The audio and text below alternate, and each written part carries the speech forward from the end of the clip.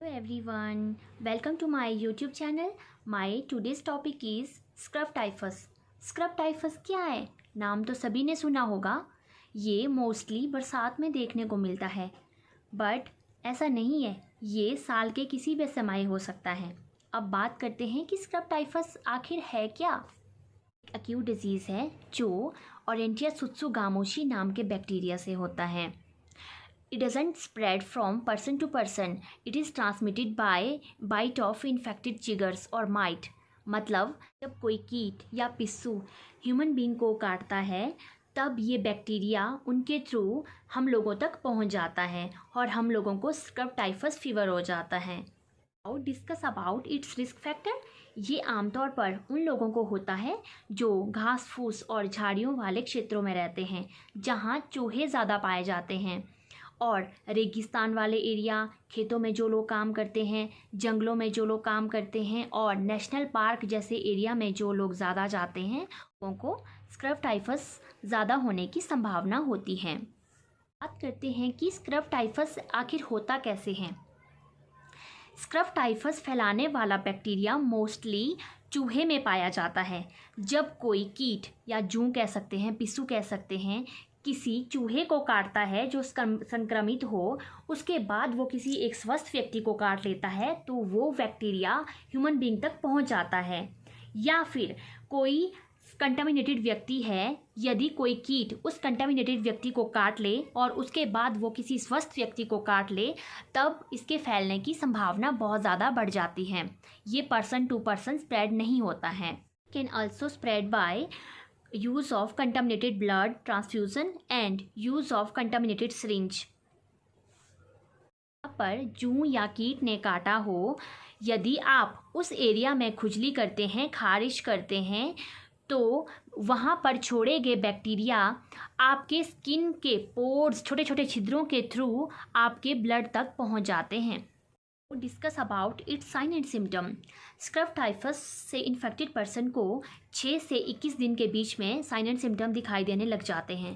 पहले हफ्ते में उसे तेज बुखार आना, गंभीर रूप से सर दर्द होना, ठंड लगना, खांसी होना।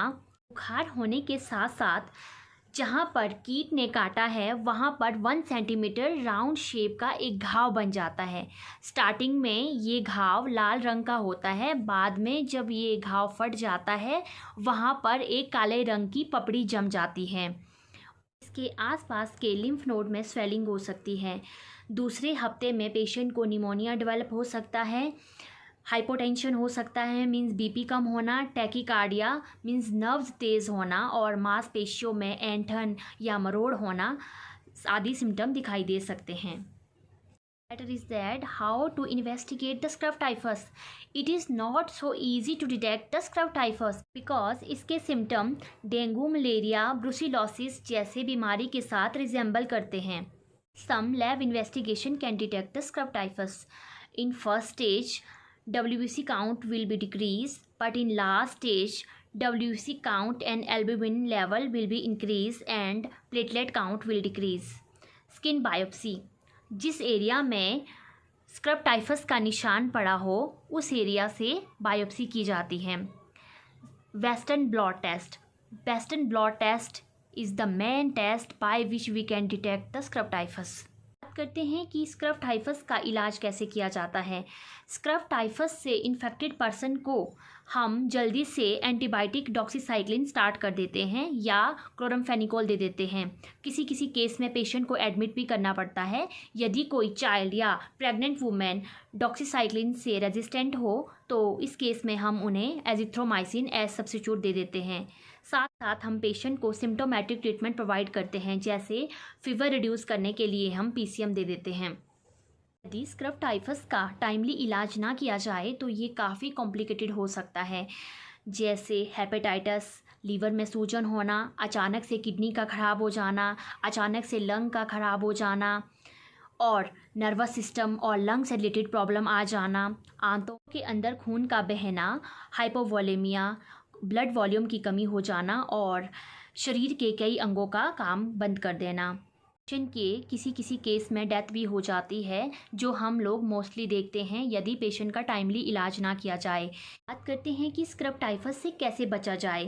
कहते हैं prevention is better than cure.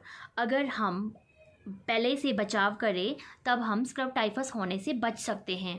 आजकल के मौसम में पूरी बाहों वाले कपड़े पहनना, अपने कपड़ों को घास आदि से दूर रखना, घास या धरती पर ना लेटना, लेटने के लिए ग्राउंड शीट या चटाई का उपयोग करना, हाइजीन मेंटेन करके रखना, अपने घर या घर के आसपास चूहों को पनपने ना देना, क्योंकि चूहों के शरीर पर ये कीट रहते हैं जिनमें स्क्रब टाइफस फैलाने वाले बैक्टीरिया पाए जाते हैं।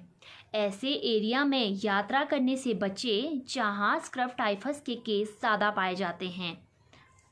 आप लोगों को मेरी इस वीडियो से स्क्रब टाइफस के बारे में थोड़ी बहुत जानकारी मिल गई होगी। यदि आपको मेरी ये वीडियो पसंद आई है तो प्लीज़ मेरे इस चैनल को लाइक शेयर सब्सक्राइब करना ना भूलें, ताकि मैं आपके लिए और भी ज़्यादा इन्फॉर्मेटिव वीडियो अपलोड कर सकूं। Thank you.